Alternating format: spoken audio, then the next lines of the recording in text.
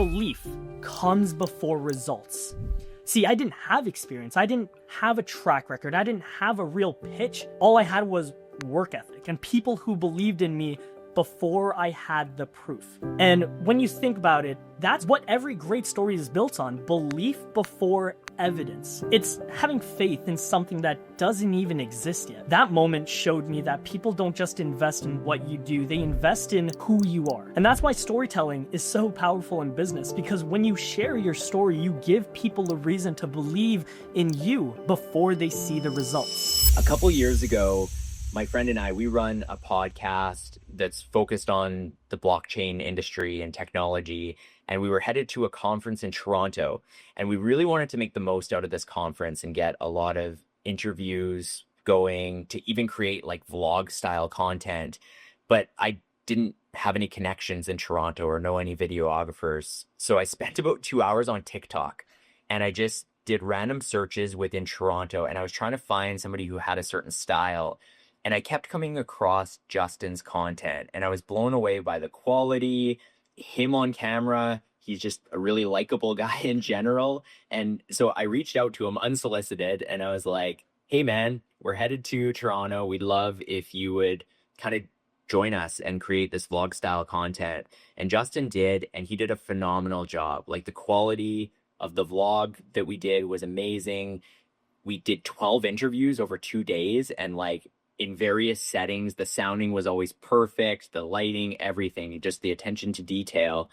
And what's cool is, over the last 2 years, even though I'm not based in Toronto and get to work with Justin all the time, I followed him on social media, and it's been really cool seeing his progression in his interests, because he's kind of gone from beyond simply being behind the camera and helping other people tell their stories to he's getting front and center now. And he has a YouTube channel, and through the content he puts out, he's really motivating people and inspiring people and encouraging people to tell their stories.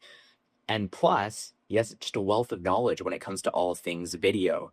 So when I launched this accelerator in the summer, Justin was one of my first calls, and I said, hey dude, will you hop on this Zoom call for session number 4 and talk about video and storytelling and just encourage the accelerator participants? Because I know a little bit about video, but I am far from an expert. Compared to the public speaking side, that's where I feel really comfortable. But when it comes to video, I am very much a student, and I would probably look to many of you on this call for advice. And so I wanted to bring in somebody who has a lot of knowledge in that regard. So Justin, in a second, I'm going to hand it over to you. But first off, I'm going to put you on the spot a little bit. And I'm curious, for you, when it came to video, like, when was this passion unearthed? Like, when did you discover that you really wanted to create great video content? And were you ever nervous creating videos? I'm still nervous to this day creating content. I'm not even gonna lie. I started creating videos back in 2021, and it started off as a hobby because I was in a corporate job that I did not want to stay in. And I'm the type of person that if I can't see myself doing a thing for 30 years, like a career, I'm probably not going to do it for another day. There's this Toronto photographer by the name of Peter McKinnon who I got inspired by, and that's when I first picked up my older brother's camera, and I just started taking photos, posting it, and then it slowly went into wanting to document my life. And I started posting content on Instagram, and I got a lot of great feedback, and that's kind of where the spark started. Awesome. I love that. Okay, I'm going to hand it right over to you. Feel free to share the screen to jump in. But yeah, thank you, Justin, for joining our call. Excited for this. Thank you. And I'm super excited to be speaking with all of you guys today. It's an absolute pleasure to meet you all. When I first started creating videos, I assumed that the goal was to go viral. That's my honest truth. To get views, to get likes, to get followers. All the things that we think matter when we start out. But the truth was, it wasn't any single video that changed my life, nor will it be yours. For me, it was the ability to share my story and be vulnerable and show up consistently. And when I look back, there were so many days where, like Wade was saying earlier, I was so nervous to talk to the camera. There's a lot of stuff that I didn't want to share because I was scared. There were so many videos that I had to reshoot because I kept messing up my lines. And no matter how much I even hated the videos, I decided I had to post it anyways. And truthfully, that's what got me here today. And just like any good story, there's ups, there's great moments and highlights. One is like when I ran my first marathon just last month, which was the hardest thing I've ever had to do, by the way. Oh my gosh. But there's also downs. There's terrible and even embarrassing moments, like when I had to fire or let go 3 of my employees. And it was because of my lack of business knowledge. Stories like this is hard to share because we assume people are going to judge us or we are embarrassed with ourselves. But what's even harder than that is starting. Now, when you start something new, whether it's public speaking or making videos, we have to accept the fact that we are going to suck at it. And that's okay. I remember sitting down with my friend and mentor, Evan Carmichael. I don't know if anyone's familiar with him, but I was asking him around the concept of me wanting to follow this journey of becoming a great storyteller. And I'd asked him the question, how do I make sure I'm making the right decision with all of this? And he said, it doesn't matter where it leads you. What matters is that you start. He told me that it's easier to do nothing than to suck at something that you care about. And that honestly stuck with me because the truth is, all of you in this Zoom, we already know what good looks like. You've all watched great speakers, for example, Tony Robbins. We know great content creators. You can recognize it immediately.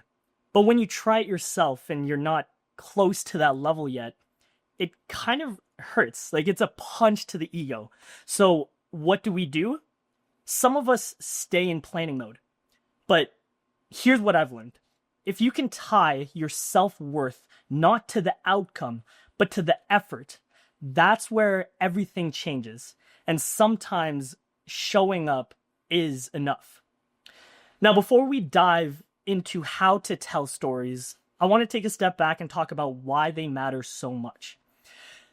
I think we've all been conditioned to believe that storytelling is something is part of marketing or branding or business, but it's bigger than that. Storytelling isn't just what we do, it's how we live. Every single day, we're adding another page to our story in the way we speak, in the choices we make, and in how we show up. And to explain this, I want to show you guys a quick video that captures the essence of storytelling perfectly. Does anyone know? We'll play D&D. Does anyone know Deborah Ann Wall? Raise your hands. No. Long story short, she teaches John Bernthal how to play Dungeons and Dragons. And this is just a quick 3-minute clip that I want us all to watch. You want to play D&D? I mean, I'll try. I mean, what do you think No, I'd like be able to do it? literally right now. Sure. All right. So let's see. You've got a bow strapped to your back, a sword and a dagger at your hilt, right? So you're walking through the woods. It's dark. It's at night. Almost no moonlight is coming through. You hear a crack off in the distance. Something large stepped on a branch. What would you do? First thing, how far away is the crack? Give me a perception check. So then you roll dice and we'd see how perceptive you are. Let's say you roll a 13. Okay. And you're pretty perceptive. So you have a +3 to that. That's 16. So I know, okay, 16, that's pretty perceptive. You think it's about 20 feet away. Okay. It's about 20 feet away. I think I'd take out my bow first. Yeah. So you take a bow, you're readied, you're aimed, you're right at where the spot's coming. Yeah. Okay. Slowly creeping towards you, suddenly into view, a little bit of eye shine in the darkness. You see an owl bear. This is a 10, 15 foot tall monster. It looks like an owl, but it has the body of a bear. It opens its beak and squawks at you. What do you do? Have I ever met an owl bear before? Like, are owl bears We could do a history check. So this is D&D. You're playing D&D. What do you mean a history check? So a history check would be like, in your past, in Yeah. your history, have you experienced Okay, so how do I this check? before? Yeah, let's So you check would roll that. a dice. Let's say Okay. you have a low history. You roll a 13, but you have a -3. That's a 10. So no, you've never met an owlbear in your life. You have no idea whether it's threatening or not, but it is squawking at you. I'd be like, yo, are you my friend or are you my foe? Fantastic. You speak to it.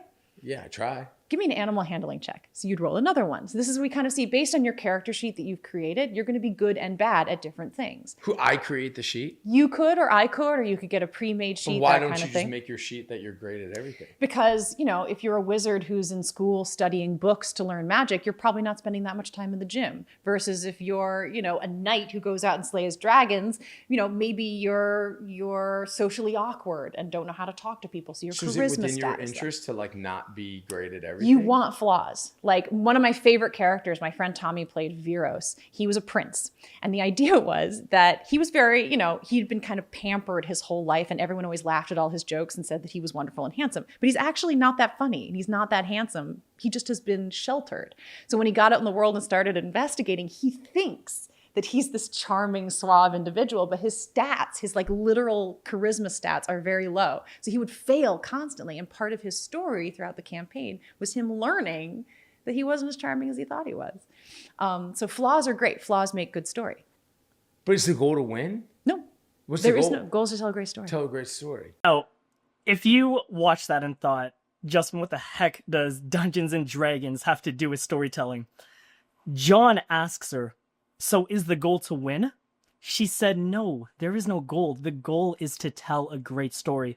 And I've watched this an unhealthy amount of times. When I first heard that, I thought, wow, that's not just about the game. That's about life.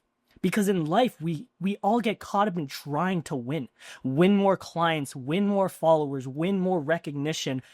But that line, the goal is to tell a great story, is everything. And when you think about it, that's what we're all doing. We're all trying to navigate our own campaign. We face setbacks, we roll the dice. Sometimes it's a 20, sometimes it's a 2. And those moments, the imperfect, the uncertain, the in-betweens, those are the ones that actually make your story worth telling. Just like in D&D, your character flaws make this story interesting. In life, it's your flaws that make you relatable. It really hit me when John was questioning her about wanting to make a character with no flaws, and she says, flaws are great. Flaws are what makes a good story. And that's why we should lean into them. We don't connect to perfect people. We connect to real people, the ones who've been through something and are still standing. That's what storytelling is all about. That's why storytelling matters. Because when we live and share your story with intention, you stop chasing success and you start creating meaning. Now, the question I usually get is, how do I find my story? Or even simply, is my story worth telling? And for that, I use a framework that I call the 3 lenses of story. But before we dive into that, I have a belief that every single one of us has a story worth telling. The difference between those who grow because of it and those who don't is that some people take the time to find it, understand it, and share it with intention. So this is the 3 lenses of story framework. We got the moment, we got the meaning, and we got the message. Now, we'll start with the moment. Every story begins with a real, imperfect human moment, something that changed you. It doesn't have to be dramatic. It could be quiet, it could be small, it could be even embarrassing. Now, a moment that completely changed my life was the day that I gathered 5 of my friends into a garage back in 2021 to hit them with a business proposal of a lifetime. This was my pitch. I didn't go to business school. I have no business education, nor do I have any business experience. I have a single real estate client, and I need to borrow $10,000 to get this production company started. I was 21 at the time and still relatively young, and there was no guarantee that it would work. nor could I even pay them back if it all failed. But my friends knew one thing about me, that I was a hard worker. So I thought it'd be easier to ask 5 of my friends for $2,000 each. That went down the hole, but 2 of them actually lent me $5,000 each. And that's how my video production company got started, Ricosa Productions, with a horrible pitch and 2 people who believed in me. The second lens is the meaning. Now, this is where people kind of fall short. They tell a story, but they never pull out the lesson. Because the meaning is what makes your story valuable to someone else. I'm hoping all of you thought of a moment in your life. Now, for a moment, ask yourself these questions. What did that moment teach me? Or how did it change the way that I showed up? Now, my moment taught me or changed the way that I looked at business and storytelling forever. It taught me that belief comes before results. See, I didn't have experience. I didn't have a track record. I didn't have a real pitch. All I had was work ethic and people who believed in me before I had the proof. And when you think about it, that's where every great story is built on, belief before evidence. It's having faith in something that doesn't even exist yet.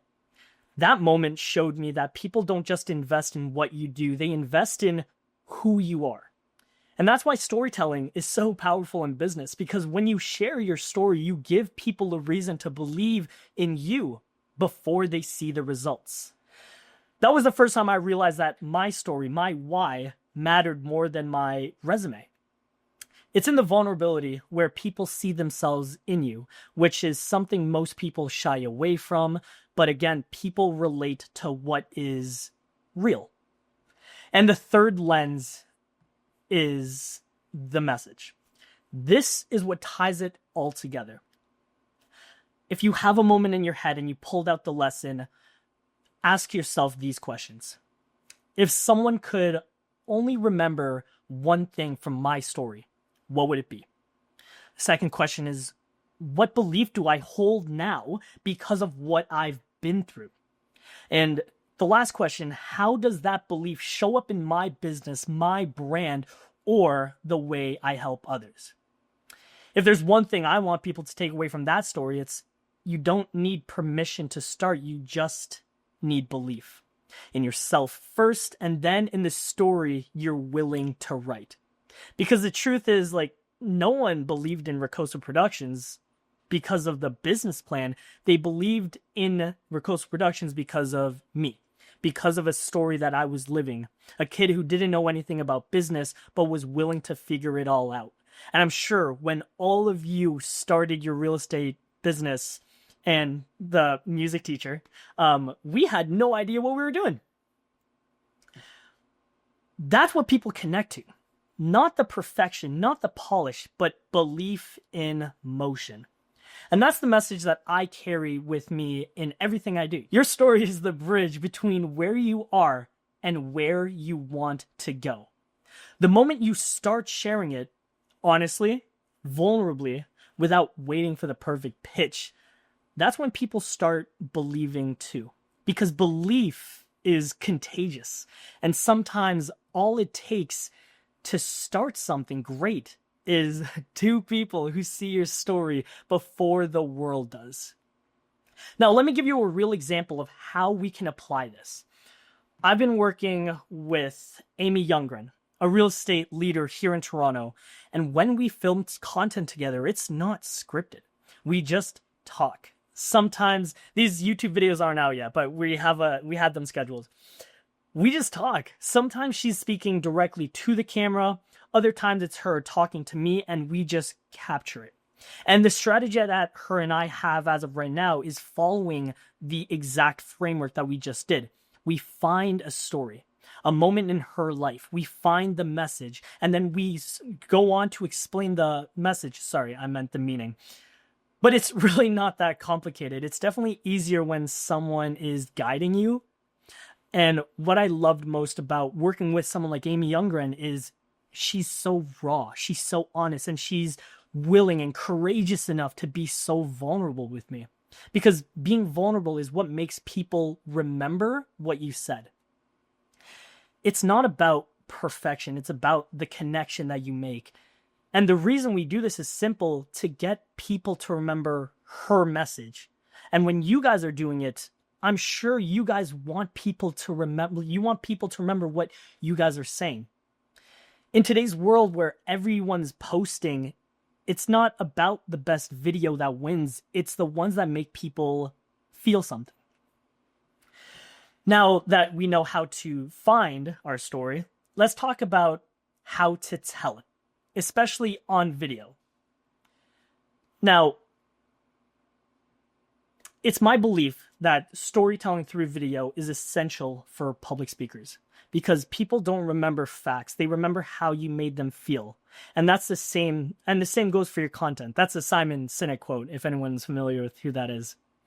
Now, I call this the 3V framework: voice, visual, and vulnerability. Your voice is your perspective. What do you believe in? What do you stand for? It's the thing that makes you different.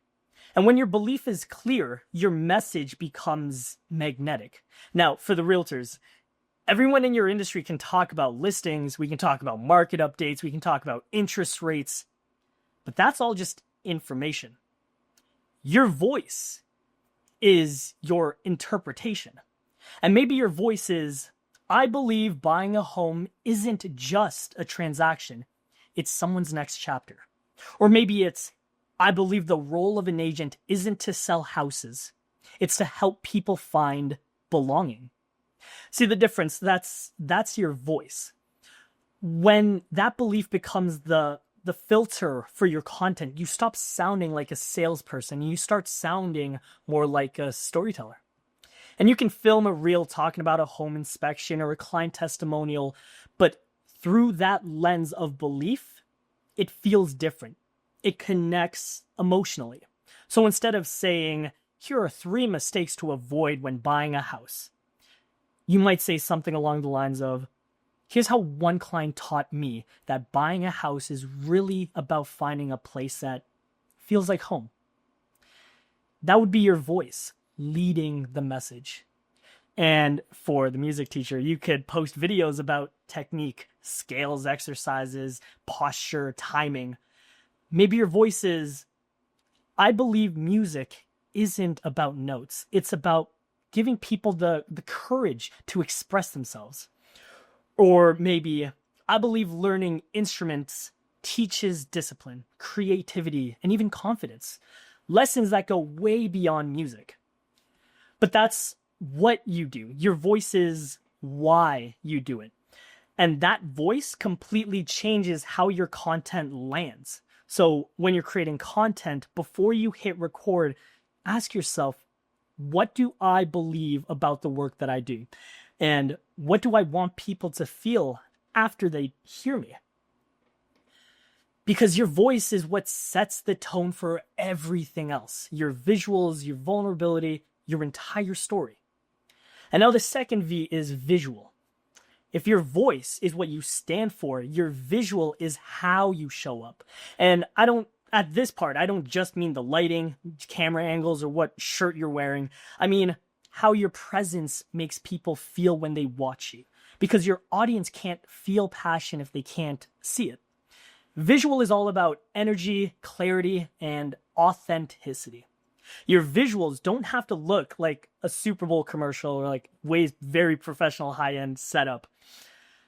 They just have to look like you, because people can tell when something's overproduced. They can tell when you're acting versus when you're actually being yourself, i.e. when you're speaking with a teleprompter or when you're just having a natural conversation.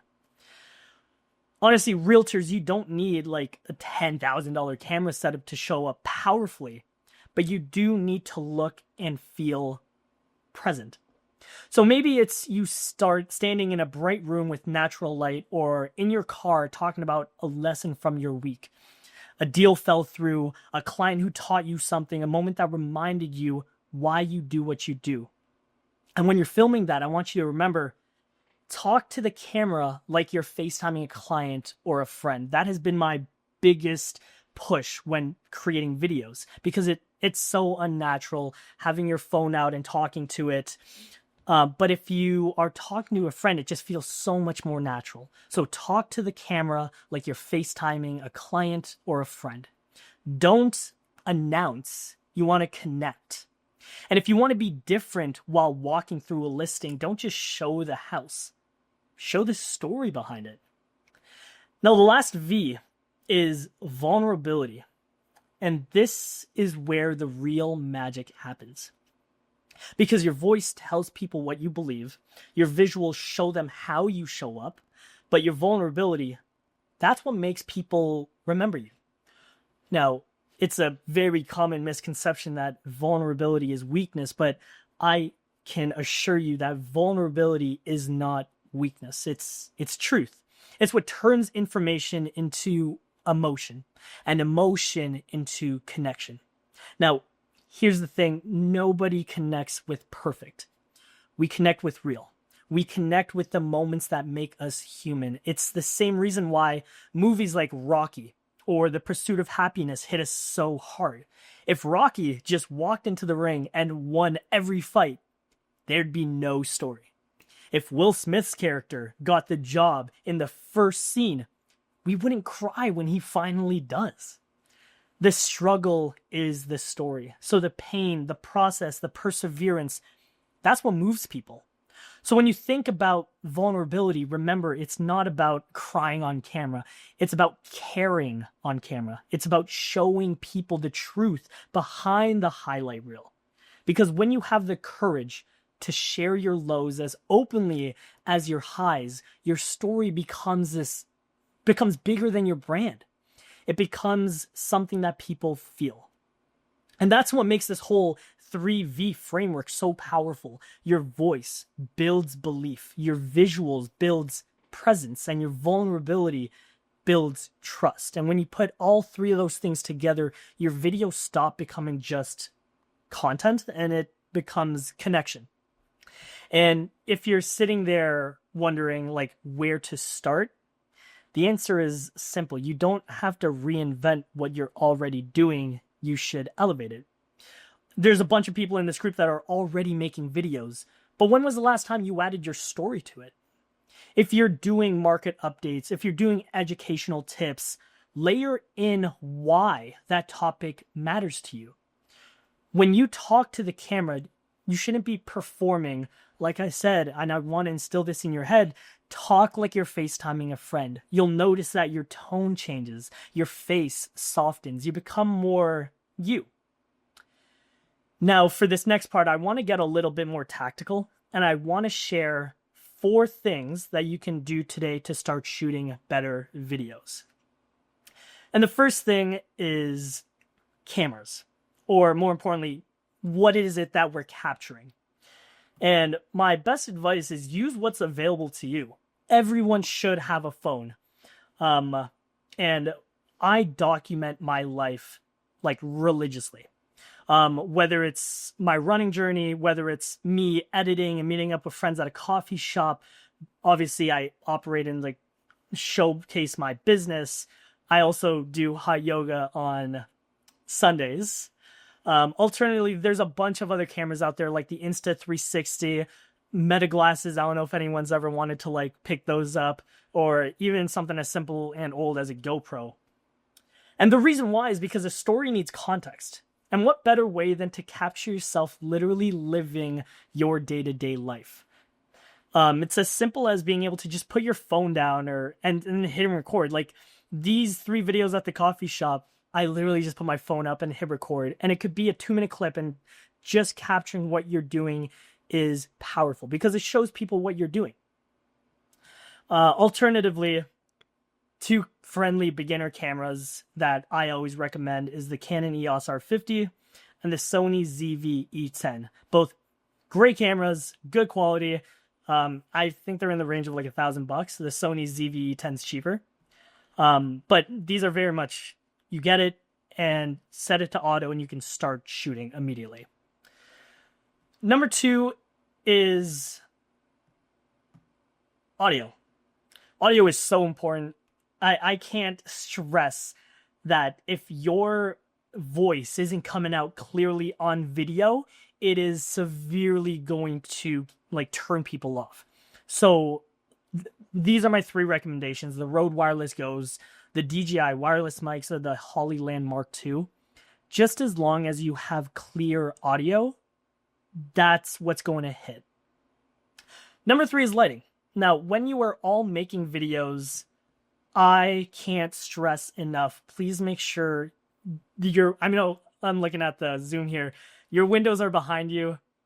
I would love it if all of you would shoot videos facing the window so you have that natural light. Me and Wade probably have like a big light.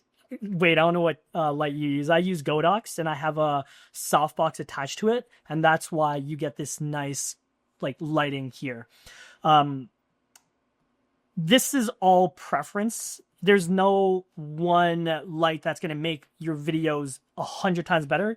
They will all work. So Godox, Aperture, Nanlite, Amaran, Zion, Small Rig, they all work. And just make sure you get a softbox, because what it does is makes the lighting not so harsh. And number 4, let's talk about framing. Now, the only real feedback that I would give to anyone shooting videos is if you're shooting a talking head video, you just want to be in center frame. But if you're doing something where you're talking off camera, it's better if you're slightly off camera speaking that way. Does that make sense, everyone? Now, when you're shooting vertical content, same rule applies. You don't want too much space above, but it's one of those where rules are meant to be broken. On TikTok, I feel like one of the best performing videos is when there's a ton of space on top, so you can add in like a text hook on top. But this part is just framing your shot. Good lighting, center of frame, making sure there's enough room. If you're going to be intentional with like adding a text hook on top, that's my only real advice for framing your shots. Now, I want to leave you with this. The world doesn't need more content. It needs more courage. Because there's someone out there right now who is stuck. And the one thing that could move them is your story. Told truthfully. Not perfectly, but told truthfully. So one of my challenges that I want to hit you all with this week is to record a story and figure out what the lesson it taught you was, or a lesson that it could teach whomever is watching it. And you don't need to post it. I just want you to record it. Just to prove to yourself that you're not going to wait anymore.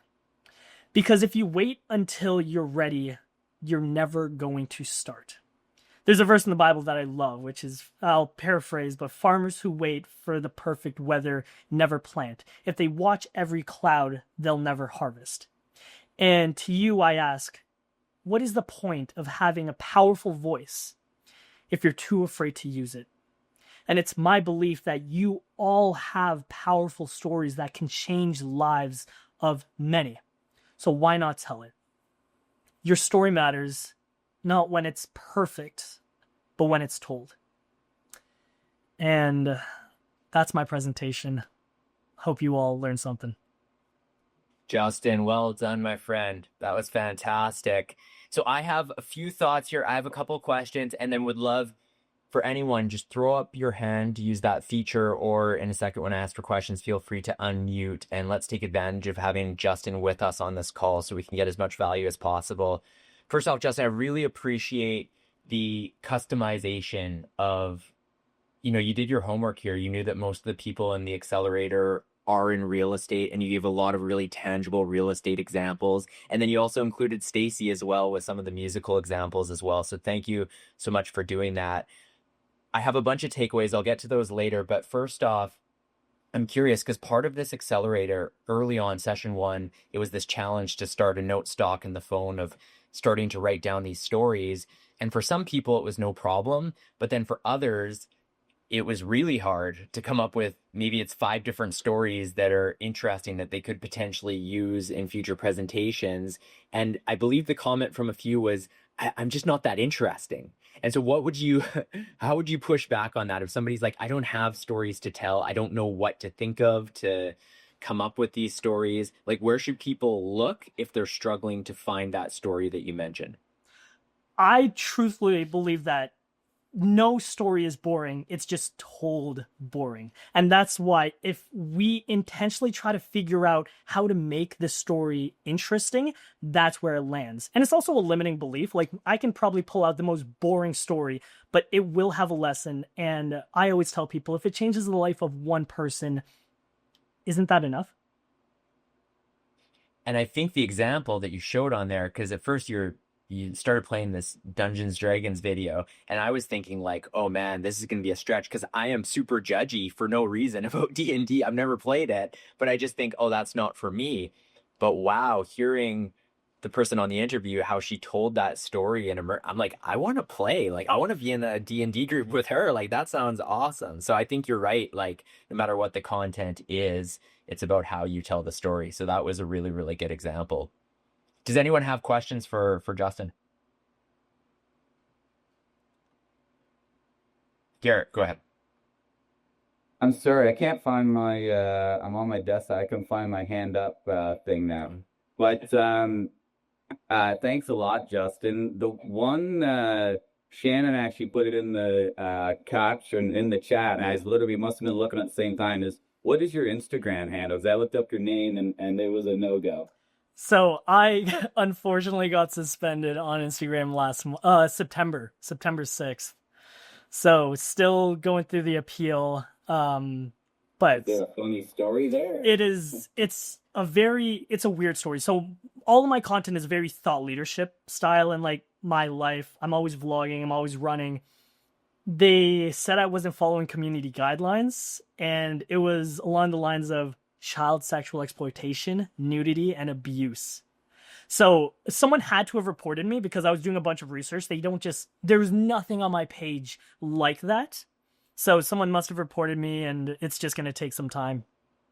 Fair enough. Sorry to hear that. Okay, now my real question is you talked about Instagram not having a bunch of space above your head, and with my videos, I put my face in the very middle so that I have room at the top to put captions. And then also when I put captions, then that main photo that I use as my thumbnail, those words are still in because the thumbnail gets compressed on your homepage. So you kind of said that you want not as much headspace up top. So then I guess I was also of the thought of I want people to see more like of my, head down and not see a bunch of, or I didn't need them. I wanted my face to be middle. So you're kind of saying more, put your face more at the top of that thumbnail, put your words across your body when you do captions. It's so subjective. Like you can find so many people to do it one way, do it the other. There's no real winning formula when it comes to creating content. I would basically say, do what you can do consistently. Like if you like the way, like if this was framed like this, I tend to tell people, if you look at your phone, you're not looking at the middle of the screen. Your eyes are kind of like near the top, so that's where your eyes should be. If you're down in the middle, they're like psychologically their eyes are going to have to go lower. So just make it as natural as possible, because when people are scrolling, the one thing they don't want to do is like kind of break that rhythm. So if everyone's kind of like having it eye level, that's kind of what I follow. But it's so different because 9 times out of 10, especially on TikTok, that's where I'm at right now, it actually doesn't matter. What matters is the context of what you're talking about. So, and that you can be heard well, but framing a video is like the least of your concern, in my opinion. And then there was a question, Justin, for you about what web camera you're using. So I said to Amanda, I'm going to just show you, I took a photo of it, but I have a Canon EOS 90D, which is like a camera. And then I just have a Camlink cord that plugs into the USB. So it's operating this camera as a webcam, which makes it look like a little higher quality. And then I just have a couple of umbrella soft lights. So what Justin said there about having, and the lights are pretty basic. Like I think they were like $50 each or something like that. But just having the soften, otherwise it will cause like the really harsh shadows to happen. And then the other thing I use, and then Justin, I'll let you go after this, but I've got a couple of these like RGB lights that are just off to the side. So this one's blue that shines behind, and then this one's just a softer. So if I turn this off, it kind of creates that cool background effect, but this just softens it up a little bit. So you can do like, and these are about $100. And so for less than $1,000, you can order some stuff on Amazon. And I mean, the camera's maybe the exception in the mic, but lighting wise, you can take things to the next level. But how about for you, Justin? What's I your, thought you what's had your like some kind of light bar or something. I'm like, I like this. This is fancy, but it's just blue It's light. just an RGB light, and then you just set it up like in a way that it kind of shines behind you, and you can change the colors to whatever you want based on your mood. Yeah, Justin, how about for you? Believe it or not, it's just my laptop MacBook, a 2021 MacBook webcam. Wow. It's kind of Razer, and I spent like, I don't know, $60 on this bloody thing, and it's like, my picture's not as clear as yours. You know what? Yours looks pretty good, Amanda. Yeah, man, it's fine. Like I'm closer, but like back here, it's like. You know what it is? 90% of the time, it's all about lighting. It really is. Like, lighting is everything when it comes to video. So if you want to look more clear, the softer, like the softbox itself just adds that element of softness. But if I didn't have this sauce bar, it would be like super harsh. Does that make sense? But yeah, I tell people, for those starting off, like, you shouldn't really concern yourself too much with cameras. Like, your phone is fine enough. Even like this laptop webcam is fine. But when you get into like the big leagues, like I shoot with the Canon EOS R5, but like this camera is like $5,000. So unless you're going to be a full-time content creator, which I don't think any of you will be, your phone will be fine enough unless you want to hire a videographer or a content creator, and then they'll have their own equipment. And then you guys just focus on the important part, which is your story. Justin, that was one other question I had is for, it's kind of two-part. Apologize to throw two at you at once, but one is like, what should people look for? So if they don't have a videographer that they're currently working with, what do you have any suggestions in terms of like them trying to find the right fit and like within their budget, all of those sorts of things, like from yourself being a videographer, what types of questions should they be asking? I'll just ask you that for now, and then I'll come with the other one afterward. So nowadays, this is me just being super honest, everyone can, like, there's no real difference when it comes to videographer, when it comes to quality. Like, most content creators, videographers, if they're rocking a camera, the quality will always stay the same.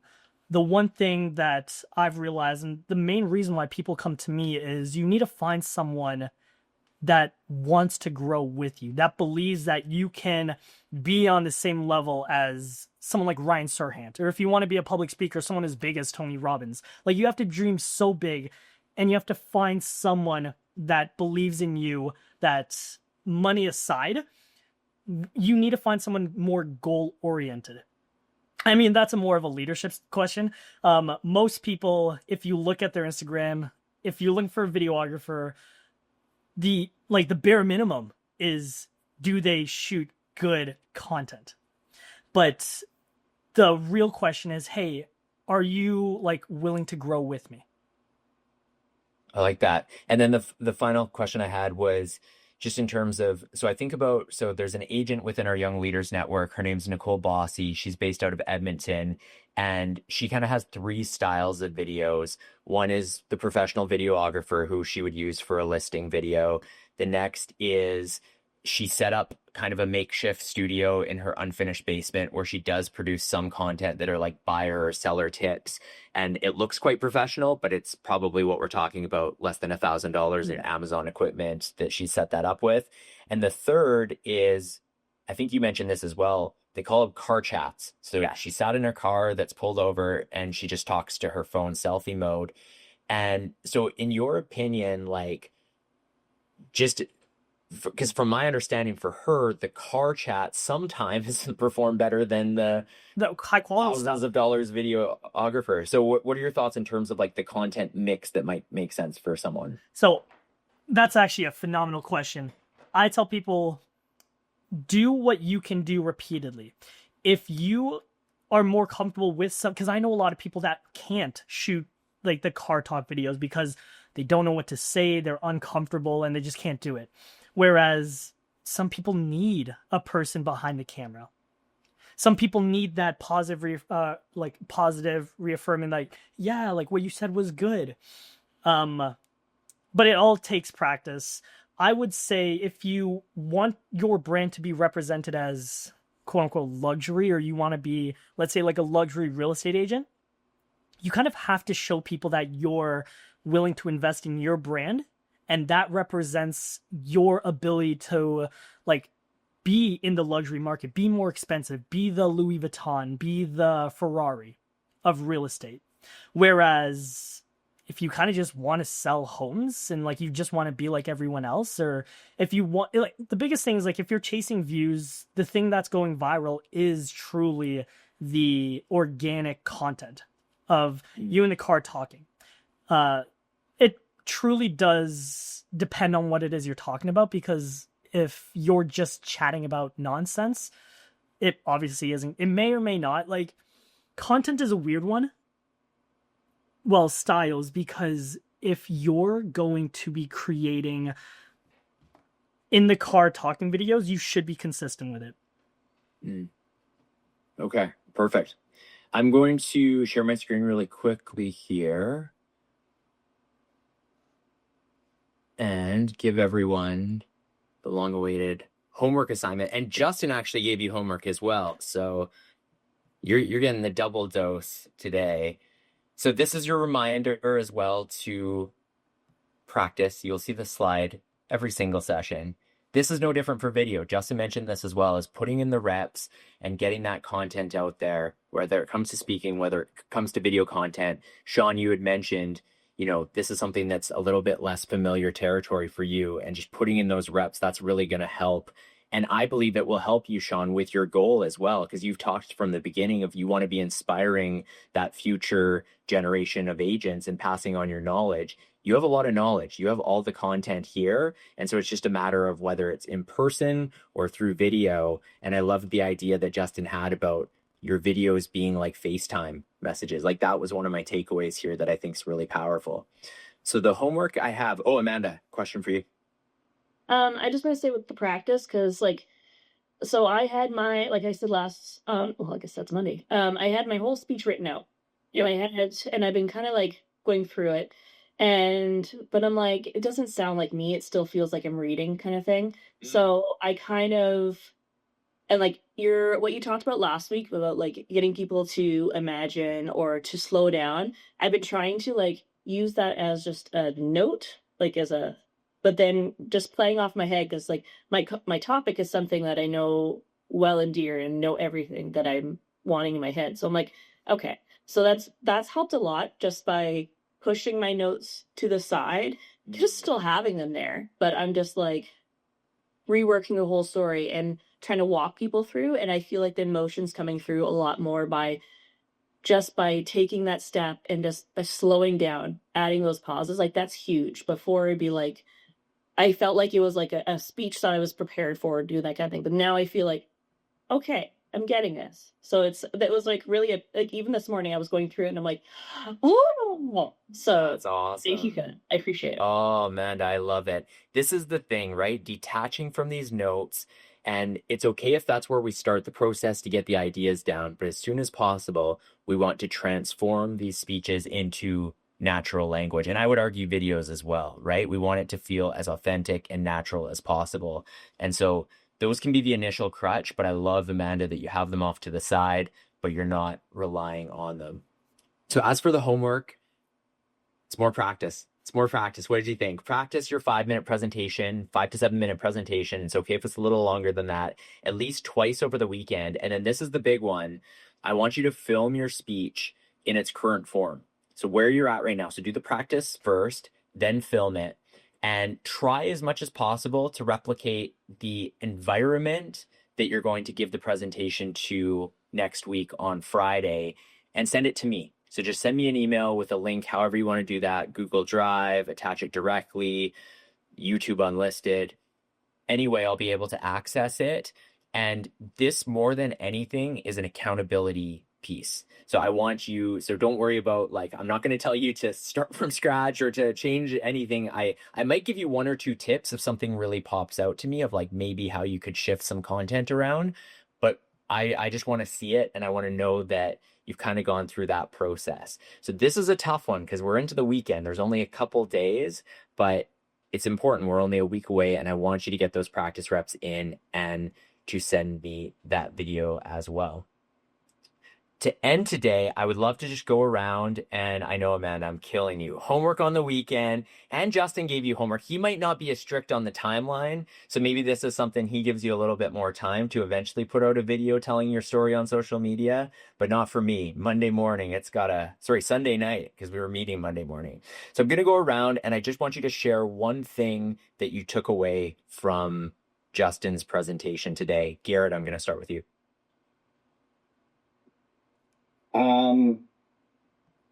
When you pay back, I got my notes here. I love the idea of a client bought me. I think that was a really good, I keep a list of when I get good ideas and a Google Notes, keep things. So I just added that. I love that. And I think you kind of get around, like, not to swear, but the bullshit of like, you don't need to have this fancy production, everything beautiful. It's about the story. And I think a lot of us need to hear that. And starting something is way better than never starting at all. So just some really good messages, and a little, not totally off topic, but just something else that kind of came in my mind here is, as the world progresses in AI, what I really dived into is how the heck can I show up on ChatGPT? Because I'm confused how I've had half a dozen clients say or mention, not social media, but ChatGPT. They found me online, that web. And so I've been really figuring out why I haven't been doing anything. What's really cool about ChatGPT is you can't pay to show up. Google, you can pay. And these search engines, so getting on video and just nailing, you're the local this, local that, they really go into Instagram, Facebook, YouTube. And when they're doing when I say AI, robots. And so I found that really cool. And actually, that was something I forgot to mention with what came out of yesterday was ChatGPT. You can't pay to show up. So if the more videos you do and showing up here that's the future. People aren't going to go on Google. They're going to go on ChatGPT. Great thoughts, Garrett. That's something I haven't totally thought through before. I thought you were going to go a different direction of like, what's going to be so common and ubiquitous with AI tools, and how do we differentiate ourselves? And it's by telling those authentic stories. But I love the direction you went of like, clients are going to start their searches with AI tools, and that AI is most likely to pull in some of that organic content. So a really, really good point there. Stacy, what about for you? What was the takeaway from Justin today? I love that he said nobody connects with perfect, because I always try to be perfect. And also the point about just getting started and just doing it, because I have thought about creating an Instagram account for probably the last 5 years, and I finally did it in January. I just always felt like, oh, maybe my ideas are not good enough. Maybe I'm not going to connect with the teachers. And we have a fantastic program, and I want to showcase that. And so I just did it in January, and I'm learning and I'm getting better at it. But I'm realizing I'm just sharing ideas. I'm not telling my story. And so I got to get into that a little bit more. That line I wrote down. I don't know why I have a piece of paper towel that I wrote in. It's been a morning. Anyway, I wrote down on this piece of paper towel, story is the bridge between where you are and where it is you want to go. Like that just really connected for me, is this idea of like people, that's what they're going to connect with, is some of the struggle. They don't want to see the perfection. There's a lot of perfection that's out there. They're going to scroll quickly past it, but they want to hear the authenticity. Jacqueline, what was the takeaway for you from today's meeting? Well, it was like Garrett stole most of mine, but that's okay. I think which is really what resonated with me is that stories resonate with people, and it's about the story. I always tend to be very fact data approach in anything that I do. So that I know is just kind of a small snippet, but that's really starting to get through my head of leading with stories. And I'm very much the person where I couldn't come up with any stories. I don't think there's anything that's interesting or people would care about hearing about, which is why I talk about stats. So yeah, that really stuck with me. I really, really appreciated that insight, and just kind of my mind's going around that kind of aspect of things now. You're an interesting person, Jacqueline. I promise. There's a lot of stories there. We're gonna get them out of you. Sean, what about for you? Hi. Yeah, I think for me, a couple things I learned is I never really thought about it, but I don't do a lot of video or speaking, but I've done probably well over 100 deals with people from Ontario and BC, all on video calls. I never really thought of that as doing video, but I think that's what I'm going to do, is just pretend that I'm just talking to a client, and that's basically it. And the other thing I learned is the $35 LED light from Costco is not the best for lighting. So That's all right. That's all right. A great takeaway. Yes, that authenticity. And these are all forms. It's funny how we have these things baked into our business. Like another example of this, I think, when it comes to the real estate industry, is like listing presentations on a regular basis. This is a part of your business. And some people go, oh, I don't really do any speaking. Or, well, that is an example. If you present at an office meeting, you speak up. Like these are all examples of you using those skills. And so they all have tie-ins, definitely. Amanda, how about for you? Other than being frustrated with the homework assignment for today. I'd have to say, like, trying to do like the client taught me videos. Most like people we tell do. stories a lot in our social, but I like that aspect of bringing it to the client side, because like we tell about like things that happen to us and stuff. I think by telling people the process of how we worked with a client, I think would help people as well and help resonate, because I think that's why people are drawn to us, because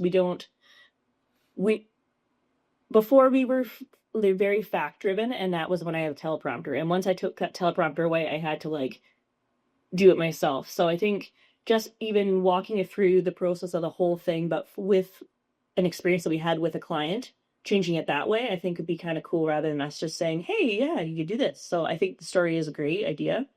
I wanted to talk about the ChatGPT thing, because Chat we call her Nova. She has been phenomenal to our business.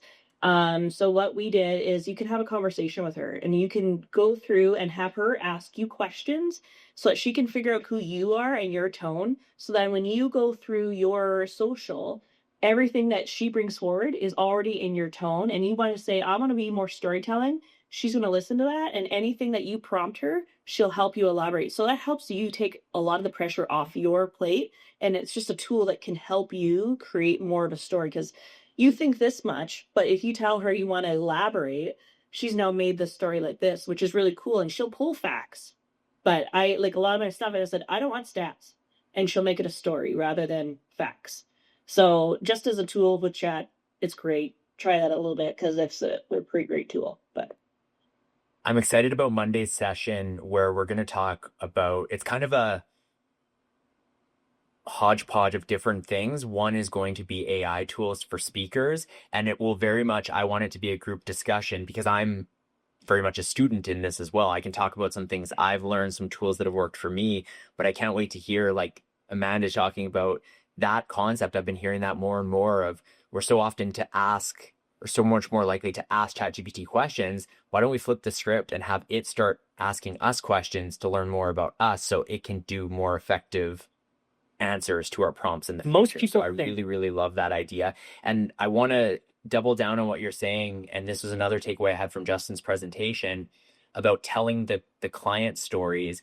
What's really cool about it is that if the ultimate goal here, kind of like underlying, is to still showcase yourself as a great real estate professional, you do that, and probably in a bigger way, because you're like, hey, let me tell you the story about my client. He had these dreams of wanting to have a certain house, and this was the struggle we went through. We checked all these places, but he finally found the spot, and now he's going to be able to do this, this, and this with his family and achieve it.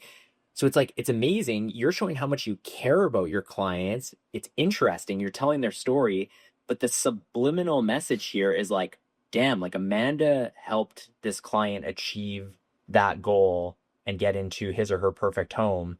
Like, what could she do for me, kind of thing. And so I think by telling the client's story, it's interesting content, and it shows you care, and it shows you're a great agent as well. Yeah, I'll go Justin and then Garrett. So one of the more powerful things that I would love for all of you to lean on is your guys' story isn't that you guys are realtors. It's that you're Amanda. It's that you're Garrett. It's that you're Sean, Jacqueline, Stacy, Jen. You guys aren't just realtors. You just so happen to sell real estate. What is it that makes you you? I'm not who I am because I hold a camera and I shoot videos. I'm also someone that is very competitive and driven towards goal. Like, I'm very goal driven. I also just love doing things. I'm someone that loves climbing up mountains and like climbing up volcanoes in South America. Those are the stories. Those are the things that people connect with. And you got to understand, when people are walking around listings with you, they're spending a lot of time with you. So they're going to want to know if, hey, is this person someone I can actually talk to about my interests as well? Let's say someone enjoys cooking, or someone has a family, has kids, and they're looking for someone that has the same morals and values. If that shows up on your Instagram, on your YouTube, LinkedIn, Facebook, wherever, and it's just another avenue that people are going to say, oh, yes, anyone can sell my house, anyone can help me buy a home, find a home, but I want to make sure I'm doing it with the right person. And the reason why is people work with people that they trust, and video is the fastest trust transfer tool. So if you're creating videos like outside, like, yes, educational and real estate videos are important because you got to let people know that you actually do the thing. But people want to know who you are outside of just that, because they want to be able to say, okay, like, we can connect on like A, B, and C. Really quick story. I was able to work with this one mortgage broker because he saw me lifting really heavy at the gym and running. He DM'd me and said, hey, I noticed that like you're really strong and you can run. That's very like unheard of. And then I know, as most salespeople, we know how to steer a conversation from one to another. And that's how him and I had started a podcast series for him. But it started because I was showcasing my story of running my first marathon while like transitioning from the gym. I love that. Garrett? I had just a quick story. I know I had a big challenge when I first started video, and I hear a couple people talking about like being perfectionists. And I just a couple days ago we're doing a food drive. And so I put out a video, hey, I was doing this, drop it off anytime before November 31st. And I put that in words in my newsletter. Well, somebody responded back to the newsletter after I've already sent it, clipped the video on socials. Hey, heads up, there's only 30 days in November. And I thought, I'm not re-recording it. Like, it is what it is. Worst case, somebody might get a laugh out of it. With those perfectionists in the group, not one other person commented, told me, hey, there's only 30 days in November. So I think we're our toughest critics, like you said. And, I think I look at socials, and my dad even, my dad's 73. When I tell him, hey, we got 600 or 1,000 or 100 views on a video, he always is like, God, do you know the value of putting 100 people that are watching you in one room? You don't care. Just 100 people. That has a lot of value. Totally. We beat ourselves up sometimes of like, oh, the video got 30 views, 30. But like right now, if this room was full of 30 people, I'd be like nervous to talk to that many people, right? And so that's such a good perspective and lens. One quick thing, and then Jen, I want to get your takeaway before we break. Through YouTube, I do some YouTube content, and you can post A/B tests for your thumbnails. So often I'll post 3 thumbnails that are very similar, but something slightly different. and it was talking about the most common speaking mistakes. And in one of the thumbnails, I accidentally spelled mistakes wrong. So like it was like the K and the E were switched places. And then it ran this A/B test. That thumbnail won. So like that's still the thumbnail that would be associated for most people with that video. And somebody actually commented, they're like, hey, you had a mistake in your thumbnail. And they're like, ... Wait a second, was that on purpose? Because it was the word mistakes and it was like that. So sometimes like our flaws end up being the best performing thing as well. So embrace the imperfections. Jen, over to you.